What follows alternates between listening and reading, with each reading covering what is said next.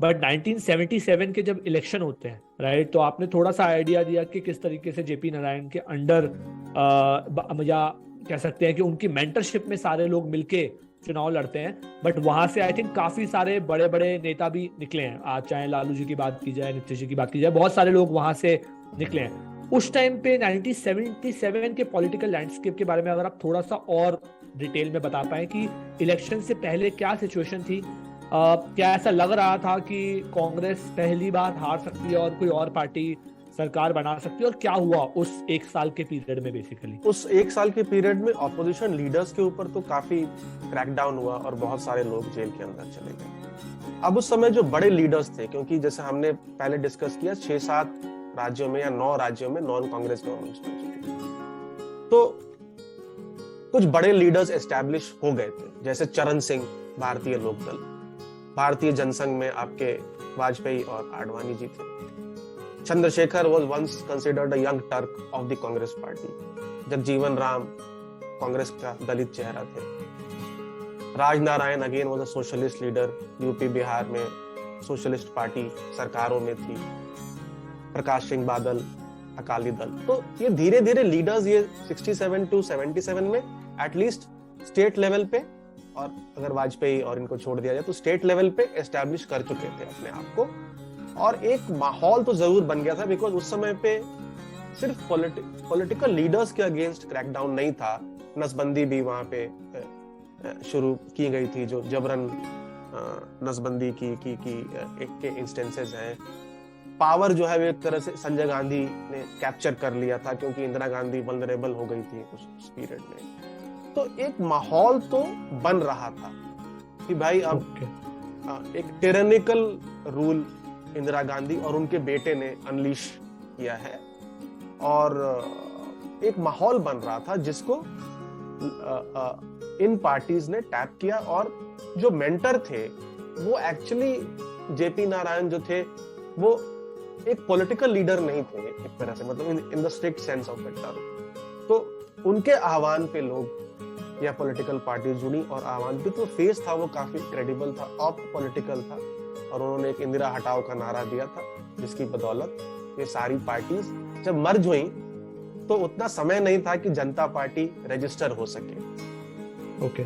जनता party के symbol पे नहीं लड़ी थी ये पार्टीज लड़ी थी भारतीय लोकदल के सिंबल पे, जो चरण सिंह की पार्टी थी, जो यूपी में उस वक्त पावर पे थी। और अराउंड 294-95 सीट्स ये लोग जीतने में कामयाब रहे। 1 सीट 1 कैंडिडेट का जो फॉर्मूला जो आज हम आजकल सुनते हैं, वो उस समय एस्टैब्लिश हुआ था।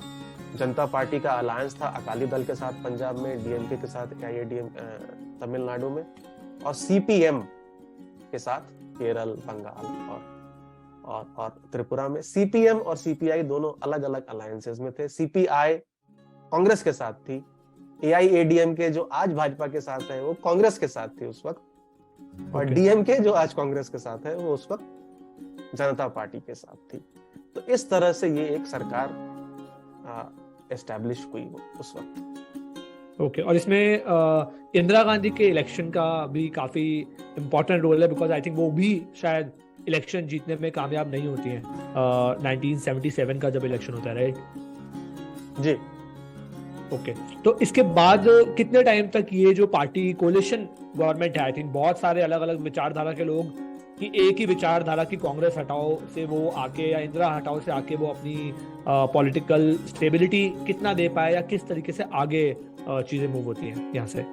तो क्योंकि ये सब पार्टीज तो अलग अलग थी और कॉमन एजेंडा, आइडियोलॉजिकली भी डिफरेंट पार्टीज थी। सोशलिस्ट पार्टीज थी इसमें कुछ, तो भारतीय क्रांति दल, सोशलिस्ट पार्टी, तो ये तो कांग्रेस की ही फिलॉसफी थी, करेक्ट, सोशल जस्टिस की बात करते थे वो लोग। तो इसमें सबसे पहले तो प्रधानमंत्री को लेकर ही काफी तनातनी हुई, और मोरारजी देसाई जो 2 टाइम अनलकी थे वो 3rd टाइम लकी हुए, क्योंकि जेपी नारायण के ऊपर छोड़ दिया गया था जयप्रकाश नारायण के ऊपर फैसला, और उनका ये मानना था कि इंदिरा के खिलाफ पहला बिगुल उठाने वाले सबसे ओल्डेस्ट वॉर हॉर्स एक तरह से मोरारजी देसाई थे, तो उनको ये कमान संभालनी चाहिए।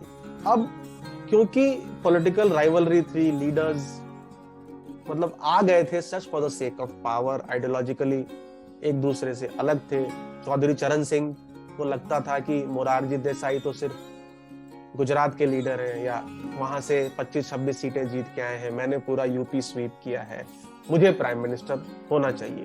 तो एक तो फर्स्ट सीड्स ऑफ, आप कह सकते हैं, जो डिस्ट्रस्ट या ये सरकार की जो लंबी उम्र के खिलाफ जो था वो वहीं पे बो दिया गया था। ओके। और और इसमें से बहुत सारी पार्टीज जो है, बहुत सारे लीडर्स जो है वो कांग्रेस में ही थे पहले। जगजीवन राम, चंद्रशेखर, चरण सिंह भी कांग्रेस में थे।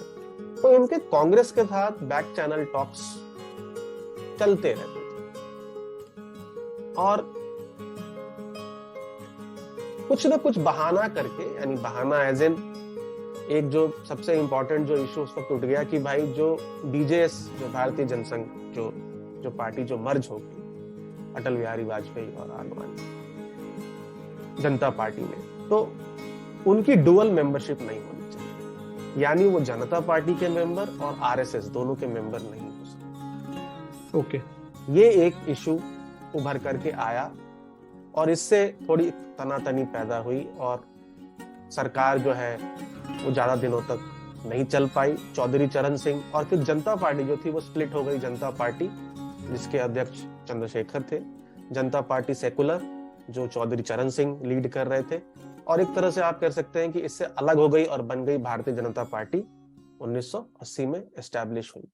चौधरी चरण सिंह को जो गुट था उनके पास, उसको इंदिरा गांधी ने प्रॉमिस किया था आउटसाइड सपोर्ट का।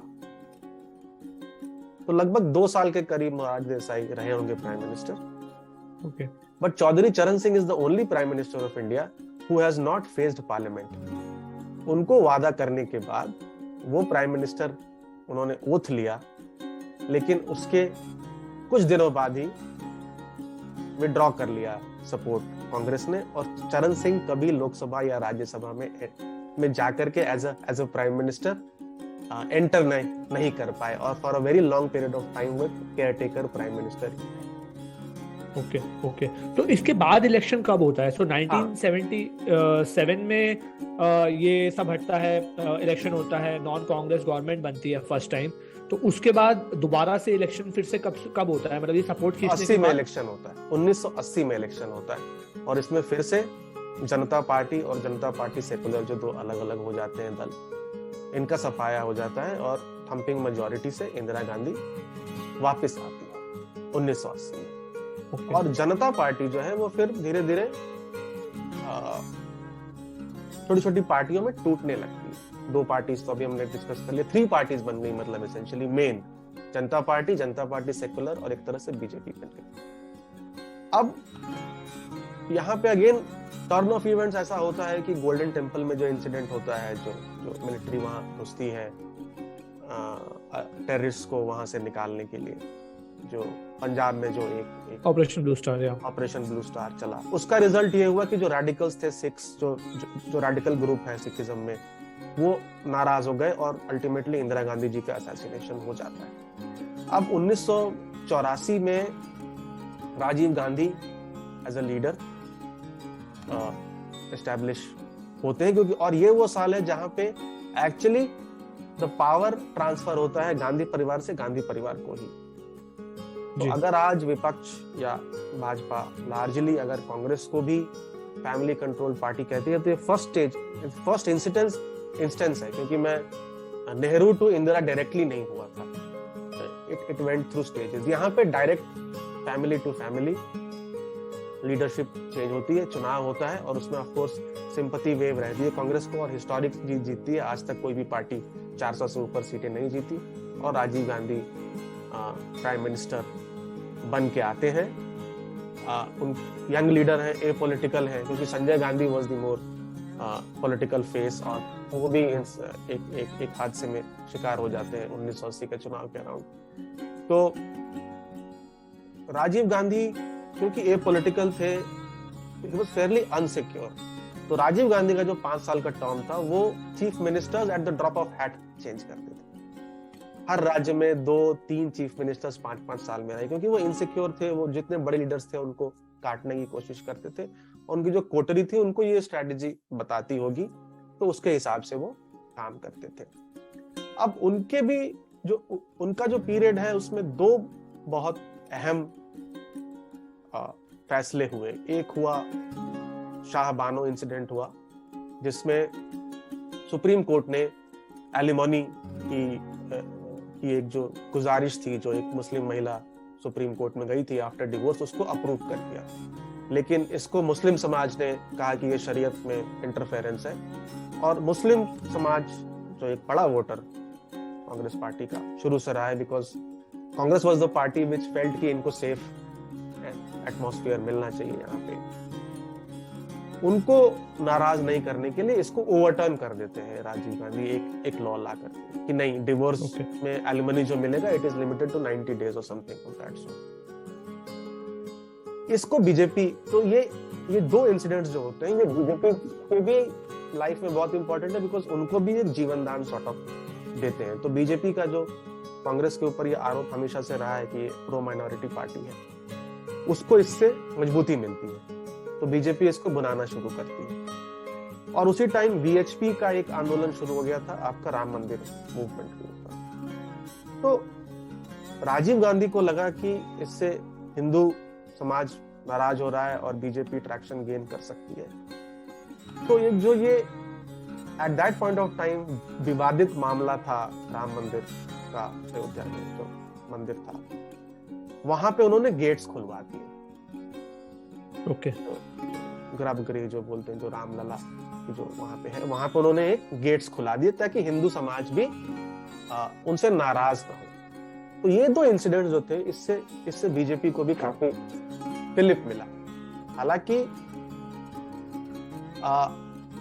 1984 टू 89 जो है वो लार्जली बोफोर्स स्कैम के लिए भी जाना जाता है, जब वीपी सिंह जो डिफेंस मिनिस्टर थे, कांग्रेस के ही लीडर थे, वो एक बिगुल ऑफ रिवोल्ट खड़ा करते हैं राहुल गांधी के खिलाफ, और वो राजीव गांधी के खिलाफ सॉरी, और वो एक ब्लॉक बनाते हैं जन मोर्चा, जिसमें कुछ लीडर्स कांग्रेस से आते हैं। और फिर जो ये जनता पार्टी सेकुलर और जन मोर्चा, इसका फिर मर्जर हो जाता है चुनाव से पहले, 1989 इलेक्शन से पहले, और एक जनता दल बन जाती है। और क्योंकि लेफ्ट पार्टीज के साथ जनता पार्टी का एक अलायंस था ही, और बीजेपी के साथ भी अलायंस था, इन 1977 एक लूज अलायंस बनाया जाता है, जहां पे एक दूसरे के खिलाफ वो कैंडिडेट्स लार्जली सीटों पे नहीं खड़ा करते, और ये तीनों पार्टीज इलेक्शंस लड़ती हैं, और उसमें राजीव गांधी जो है या कांग्रेस पार्टी जो है वो चुनाव हार जाती है, और आई वुड नॉट से first, the second non Congress government install होती है। लेकिन यहां से कोएलिशन एरा शुरू होता है, क्योंकि जनता पार्टी अलग अलग दल थे बट एक ही सिंबल पे लड़ा गया था, तो टेक्निकली एक दल के सारे मेंबर्स थे, एक ही पार्टी का रूल था। ऑफ कोर्स अलायंसेस भी थी, बट यहाँ पे बहुत सारे दल, जनता दल, सीपीआई, सीपीएम, भाजपा और बहुत सारे क्षेत्रीय दलों का एक गठबंधन बनता है। थैंक यू दोस्तों, आपने इस क्लिप को देखा। अगर आपको ये क्लिप अच्छी लगी हो तो पूरे पॉडकास्ट को जरूर देखिए दोस्तों। काफी डिटेल में हमने बहुत सारे पॉइंट्स को डिस्कस किया है पॉडकास्ट में, लिंक आपको डिस्क्रिप्शन में मिल जाएगा। पॉडकास्ट को एंजॉय कीजिए और वीडियो को लाइक जरूर कीजिएगा, चैनल को भी सब्सक्राइब जरूर कीजिएगा।